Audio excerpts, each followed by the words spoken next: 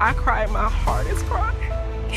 I was devastated. I felt like he was taking my identity away from me because I've always known I was a Langston. Spite? Are you spiteful, Ms. Lynn? No. First and foremost, if I was spiteful, I wouldn't be standing here right now. 18 years. I paid it 20 years. But when They did you started start? sending me checks back for overpayment. And so, at this point, so wait a minute. She was a meal ticket, but No, she wasn't. $35 a check. She's my child. I've been here. I stood with her. I was there when she cried. I was there when she, excuse me, may I address it? It's not true. She admitted that she was with someone else. I tricked her into admitting that she was with someone else. So wait a minute. You saying you tricked her into admitting that? I have family and I'm pregnant or whatever, but Why aren't you telling the truth? You didn't know who the father was. you knew that were from telling day every- one. He took me home See, to the his thing is house, this. and I This woman went, right and here, she this got is how I game. did Wait a minute. He took you home to his house. Where was his wife and his kid? This courtroom drama kicks off with intensity from the start. Miss Herman insists that Mr. Houston is the biological father of her 2-year-old son, Corey, but Houston flat out denies it, claiming she's lying and that the DNA test will clear his name. As if that wasn't messy enough, Herman later learned Houston wasn't the single bachelor he pretended to be. He was married with a whole family. Ms. Herman, you are here to prove that Mr. Houston is the biological father of your 2-year-old son, Corey. You contend the defendant duped you and was living a double life. Is that correct? Yes, Your Honor. Herman recalls the moment she uncovered the deception. After 2 prenatal appointments, Houston suddenly vanished. Her instincts screamed something was wrong, so she did a little social media detective work. Scrolling through Facebook, she stumbled upon his wedding photos, ring and all. When confronted, Houston brushed it off like it was nothing. Judge Lake raises an eyebrow. That's what I do. I investigate. Okay, and what made your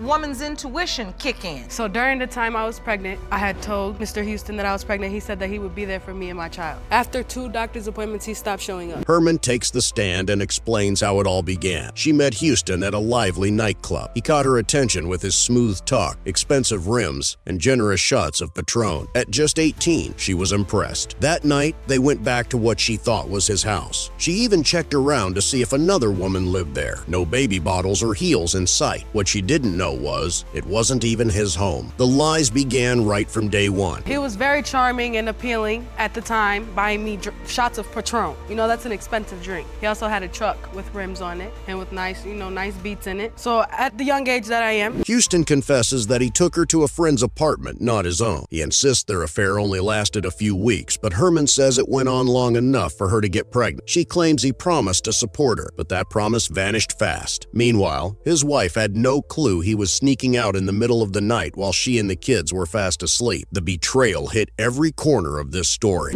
about a month and a half, when I found out I was pregnant, I told Cortez that I was pregnant, and he didn't say anything on the other line of that phone. He said, "Are you for real?" I said, "Yes, I'm for real." Then he promised that he would be there throughout the whole pregnancy. Then comes the real twist. Houston's wife joins the courtroom via video. She reveals how she discovered the affair through a shocking text message that read, "When I have the baby, I want to move in with you." To make matters worse, she was pregnant at the same time. Imagine being at home carrying his child while another woman is too. Judge Lake shakes her head in disbelief as the truth unfolds. Thank you for joining us today. If you've heard the testimony thus far, you hear that Ms. Herman and your now ex-husband were in a relationship, unfortunately, during your marriage. How did you find out about Ms. Herman? Trying to explain his behavior, Houston says something unbelievable, that he's in the business of making babies. He claims fatherhood helps him feel connected to his late father. Judge Lake seems willing to listen until he ruins it by comparing women to chicken. "You can't eat the same chicken every day," he says casually. The courtroom erupts in disgust, and Judge Lake cuts him off instantly. "Sir, don't you dare compare women to chicken in my courtroom." I have every reason to extend my bloodline. Let me let you know,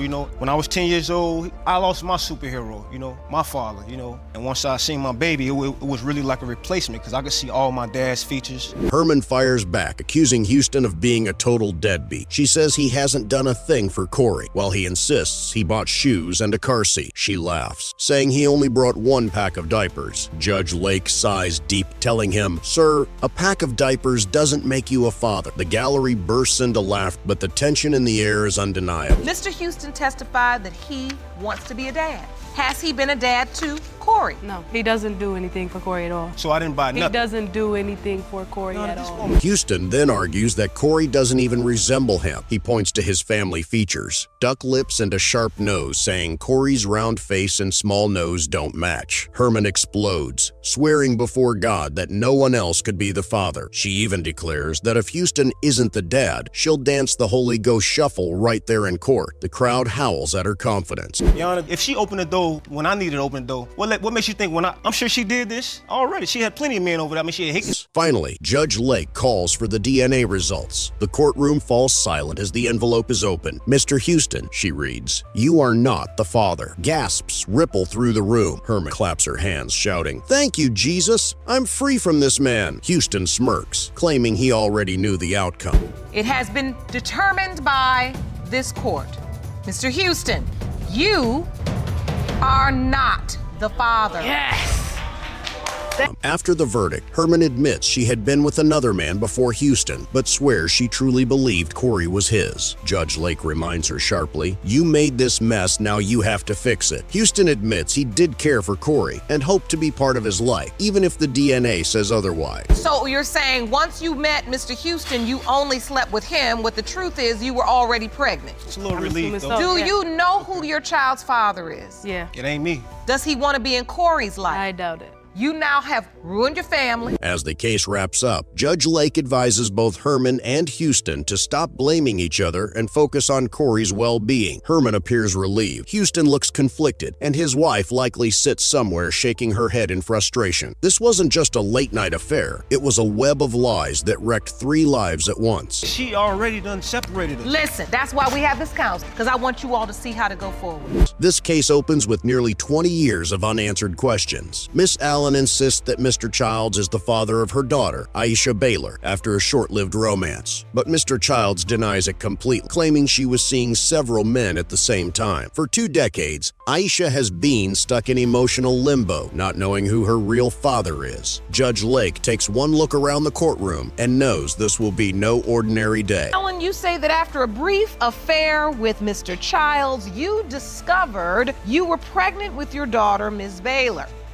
Alan begins to share how their connection started. It all began one night after a football game, fueled by drinks and laughter that led to unprotected encounters. She admits their relationship was brief, but insists she told him early on that he might be the father. Child scoffs, calling her story full of half-truths and gossip. Judge Lake leans forward, questioning, you once said it was a possibility, so? What changed? Why are you certain now? We got together like that. We ended up messing around or whatever. Nothing serious. So you all get together, you have mutual friends, you start having sex. Well, obviously unprotected. When Aisha was born, things got even more complicated. Childs wasn't at the hospital, and Alan didn't list him on the birth certificate. To make matters worse, she told multiple men they could be the father. Judge Lake presses for clarity, asking, if you told others the same thing, why is Mr. Childs the one sitting here today? Alan insists it's because she was with him first, leaving everyone in the courtroom side-eyeing that logic. Why am I living in her head rent-free, but she can't remember who fathered her child? Furthermore, Your Honor, he's always been there for my children. So this little song and dance she doing.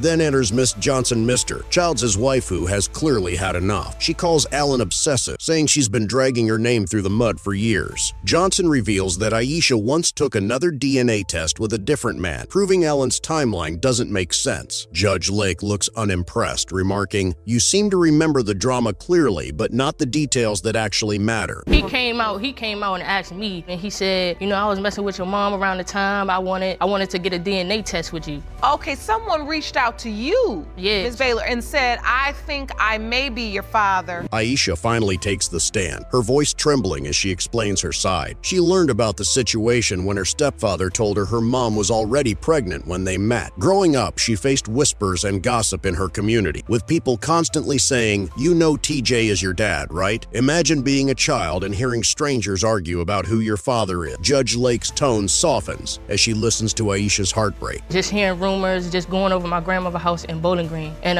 that's where basically he is from. And everybody would come to me like, you're my cousin, TJ's your dad. I'm like, I don't know who TJ is. Who is TJ? Aisha then recalls reaching out to Mr. Childs on Facebook years later. She says he was kind and didn't shut her out, even showing interest in getting to know her. Childs admits he never refused communication, but says Alan should have filed for child support long ago, which would have forced a DNA test and spared everyone this pain. Judge Lake nods in agreement, emphasizing how procrastination stole 2 decades from them all. I don't know what's going on. I'm confused. I know, I'm confused too. I know, and that's why I'm trying to understand this, because at the end of the day, you have a right to understand. Alan explains that she avoided legal action because she was drained by constant drama, but Childs accuses her of wanting to claim him as the father just because he had a stable life and reputation. The crowd gasps at his confidence as he adds, "I was a good catch." Even Judge Lake can't help but chuckle and respond, "Sir, humility might also be a good trait to pass down." The courtroom bursts into laughter.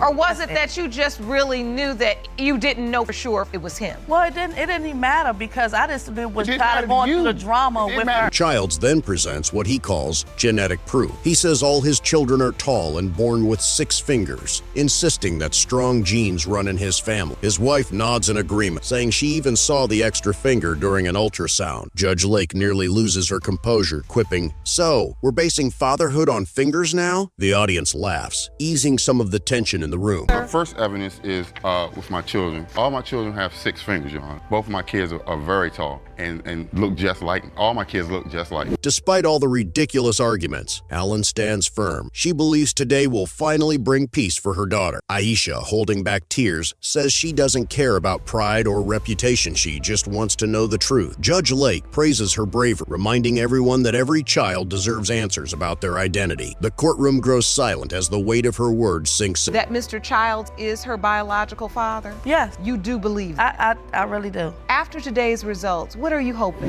Then the results arrive. Judge Lake opens the envelope slowly, her voice calm but serious. In the case of 20-year-old Aisha Baylor, Mr. Childs, you are not the father. Gasps fill the courtroom. Aisha lowers her head, her eyes glistening with tears. Alan apologizes, admitting she was wrong. Childs lets out a deep sigh, torn between relief and sorrow after 20 long years of uncertainty. It has been determined by this court. Mr. Childs, you are not the father.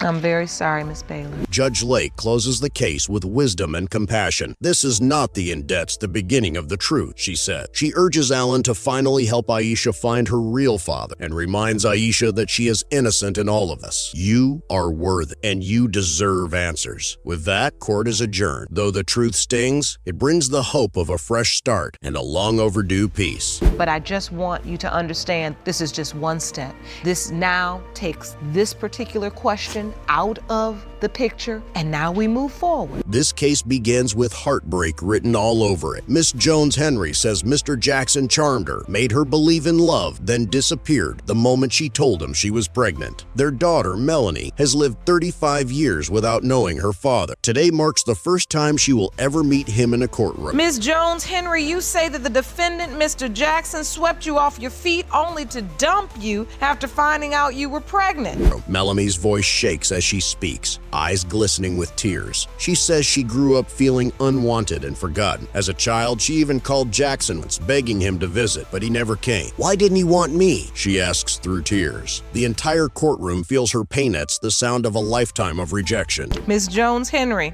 Yes, Your Honor. I can feel the anger. I can cut the tension with the knife in here right now. And Melanie, how are you feeling right now in this moment, Miss Jones? Jackson quickly fires back, claiming he never believed Melanie was his. He says Jones-Henry confessed to being with another man back then. When Judge Lake asks for proof, Jackson admits he tricked her into a fake confession. The judge's face hardens. You tricked her? Jackson insists she slipped up, but Jones-Henry refuses that claim, calling his story pure lies. Excuse me, may I address it? It's not true. She admitted that she's with someone else. else. I tricked her into admitting that she was with someone else. So wait a minute, you saying you tricked her into admitting that? Jones Henry explains their past with trembling hand. They met in a nightclub where Jackson Young, confident and in the military, swept her off her feet. For her, it wasn't just a fling. She believed they were building something real. Jackson scoffs, saying she was too clingy. But when Judge Lake asks if he slept with her, he admits he did. The double standard is loud and clear. When I met Mr. Jackson, I met him at a club. He was in the military. We were together all week long while we wasn't a fly-by-night. We was just together. When she told him she was pregnant, she remembers his silence, most of all no excitement, no denial, just nothing. Jackson claims he instantly knew she wasn't telling the truth. Jones Henry breaks down, saying she truly loved him and had already imagined a family together. Judge Lake listens closely, clearly torn between sympathy and disbelief at Jackson's coldness. No reaction? None. No joy? None. Nothing? Nothing. Did he deny it at the time? He didn't deny, or he just gave no reaction. It's revealed that Jackson wasn't there when Melanie was born. He later found out that his military pay was being garnished for child support. He confesses that he signed a paternity affidavit, not because he believed he was the father, but to get extra money. Judge Lake nearly loses her composure. "So you claimed fatherhood for a paycheck?" she asks. The audience gasps as Melanie shakes her head in disbelief. He started to pay child support. Mr. Jackson, so how did you find out if you weren't there for the birth and you weren't there to sign this birth certificate? How did you find out you were on child support? Then comes the lowest blow Jackson calls Melody, a meal ticket. The courtroom erupts in disgust. Jones Henry lashes out, reminding him that this was a child's life, not a financial scheme. Judge Lake reprimands him sharply, while Melanie holds back tears, saying she looks like her own kids and like him too. The pain in her words silences the room completely. And so at this point, so wait a minute. She was a meal ticket, but No, she $35 a check. She's my child. I've been here. I stood with her. I was there when she cried. I was there when she asked for you. Jones Henry insists she never cheated and never lied. For 35 years, she's carried the same story, praying one day he'd take responsibility. Through SOB, she says she always spoke kindly about Jackson to Melanie, hoping to preserve some dignity for her daughter. Judge Lake points out how betrayal doesn't just break hearts, it shapes entire lives. They were the fault. So you're saying you never had any doubts because there were no other men? I had never had any doubt. But were there any other men? No. Melanie turns to Jackson, her voice steady but heavy with emotion. She tells him that even if he doubted her, he could have at least helped her find the truth. Instead, she grew up confused, hurt, and fatherless. Judge Lake nods in agreement, calling the situation tragic and long overdue. The room grows silent as everyone braces for the results. And so then that was another level of disappointment and trauma for a young girl. But you were only doing it because you were just trying to make ends meet. Finally, the envelope is open. Judge Lake reads the results carefully. In the case of 35-year-old Melanie Jones's Mr. Jackson, "You are not the father." Gasps echo through the courtroom. Jones Henry collapses in tears, insisting she's certain there was no one else. Melanie nods slowly, her pain turning to calm acceptance. Jackson quietly mutters an apology, realizing the damage of his words. It has been determined by this court. Mr. Jackson, you are not the father. Really? Judge Lake closes the hearing with compassion. She tells Melanie that DNA doesn't determine worth and praises her courage for seeking the truth. "This is not your ending," she says softly. "It's your beginning." Counseling is offered, and Melanie wipes away her tears with new strength. The pain may remain, but new finally so does closure. We have counseling and resources for everyone. We want you to take advantage of it, and we want you to figure out how to move forward. I know it's going to be difficult, but you can, and you will. I wish you all the very best of luck. This case explodes with emotion right from the start. Mr. Jennings raised his daughter, Taylor, for 26 long years through every diaper change, every birthday, every scraped knee. But out of nowhere, his ex-wife, Miss Lynn, now claims he's not Taylor's biological father. 26 years later, she drops this life-shattering revelation. Judge Lake looks stunned. After raising your daughter Taylor for 26 years, from diapers to adulthood, and never doubting paternity of your little girl, Jennings insists Lynn is doing this purely out of bitterness and revenge. But Lynn says it's not about her. It's about Taylor demanding the truth after overhearing rumors. Taylor remembers being around 12 when she caught her mother saying Jennings wasn't her real dad. That memory burned into her heart and never left. Spite. Are you spiteful, Ms. Lynn? No. First and foremost, if I was spiteful, I wouldn't be standing here right now. Their backstory sounds straight out of a teenage drama. Lynn reveals she ran away from home to be with Jennings when they were young, but since Georgia law required her to be pregnant to marry without parental consent, they intentionally decided to conceive. The courtroom gasps at the confession. All right, I was very young. My parents did not want us together at all. It was strictly forbidden. I ran away from home to be with him. That revelation leaves Jennings speechless. He insists he never knew about any other man, but Lynn swears he did. Judge Lake asks Jerome for the timeline evidence marriage documents, letters, even Lynn's pregnancy confirmation from the health department. Jennings points out that the dates match up perfectly with him being the father, but Lynn refuses to back down, saying other men could still be the dad. The courtroom feels like it's spinning out of control. So you moved to Alabama? Back to where I was when I was in kindergarten. Law don't come up there.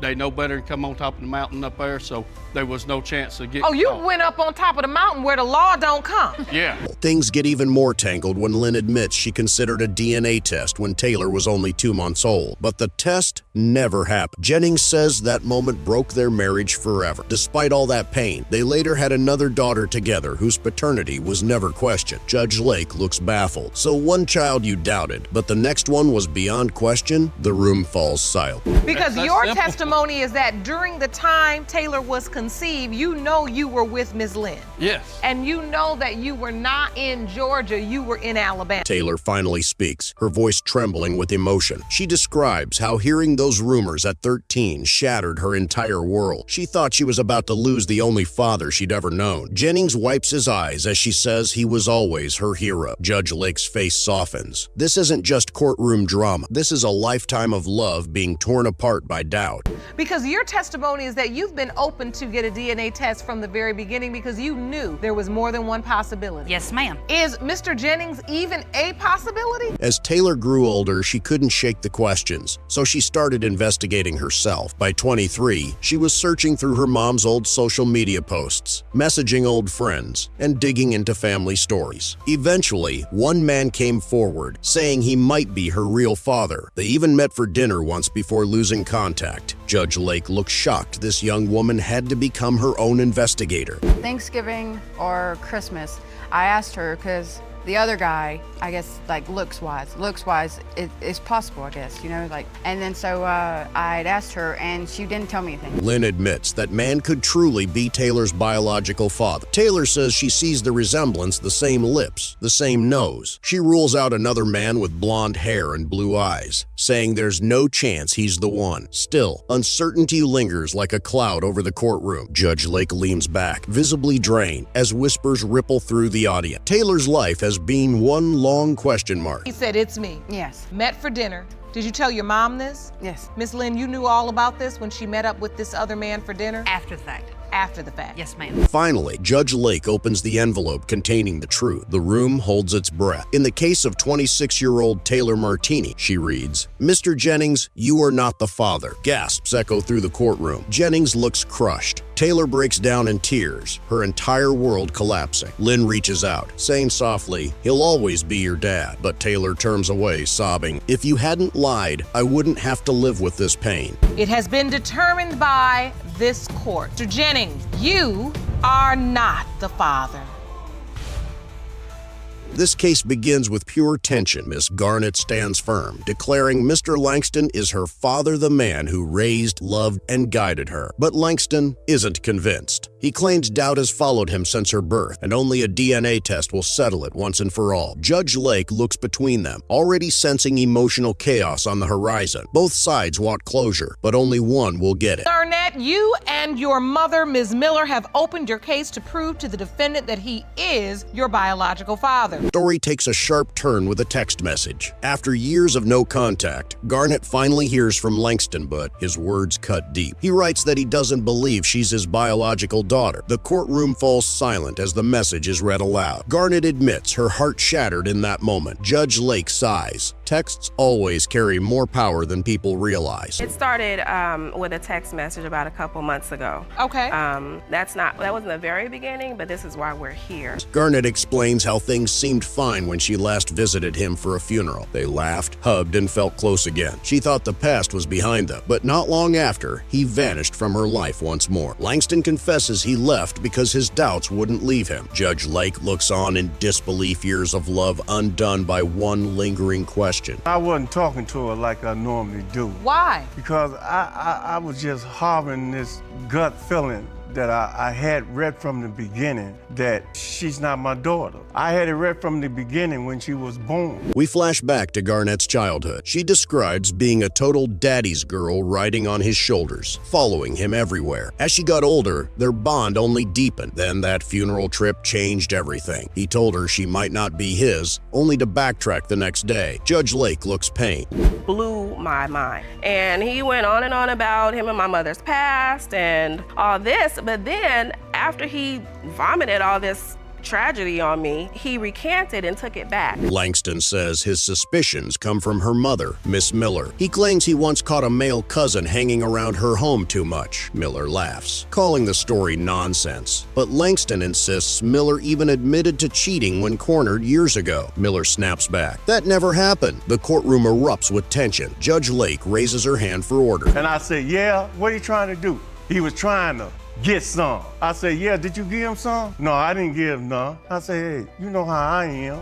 If you did it, you did. Miller stands firm. She says she only slept with Langston during the time Garnett was conceived. She claims she told him he was the father immediately. Langston says he doesn't remember that conversation. Judge Lake narrows her eyes. You forgot something that important? Both stories clash hard, leaving everyone unsure who to believe. The emotional tug-of-war continues. When the baby was born, Miss Garnett, did Mr. Langston participate in the birth? Not at all. He didn't have, he was just not that type of person. I didn't even expect him to. Then money enters the picture. Langston says he paid child support faithfully for 2 decades, overpaying by nearly $100,000. Miller argues she barely received anything, claiming it went straight through the system. Judge Lake shakes her head, asking why he didn't demand a DNA test back then. Langston sighs. I trusted her. Judge Lake replies, and that trust cost 36 years. 18 years. I paid it 20 years. But when they did started you start? sending me checks back for overpayment. Garnett finally opens up through tears. She says that text broke her soul. She felt like her entire identity was ripped away in one message. Her voice cracks as she says she's always believed she was a Langston heart, blood, and soul. Judge Lake nods, visibly moved, reminding everyone this isn't just about science, it's about family. I cried my hardest cry. I was devastated. I felt like he was taking my identity away from me because I've always known I was a Langston. Despite the heartbreak, Garnett recalls happier times. She laughs softly, describing their shared quirks: getting lost driving, telling bad jokes, finishing each other's sentences. We're the same person, she insists. Langston smiles sadly, saying he never meant to hurt her, only to find peace with the truth. Judge Lake murmurs, peace shouldn't come at the cost of a child's heart. It's so much. He's been in Chicago all his life. He still get lost. I get lost in a circle. Tension explodes again when Garnett shows Facebook photos of herself next to Langston's late father. She says people called her his twin. Langston awkwardly suggests maybe her mother had something going on with his dad. The entire courtroom gasps in shock. Judge Lake throws up her hands. You did not just say that. Even Miller looks disgusted.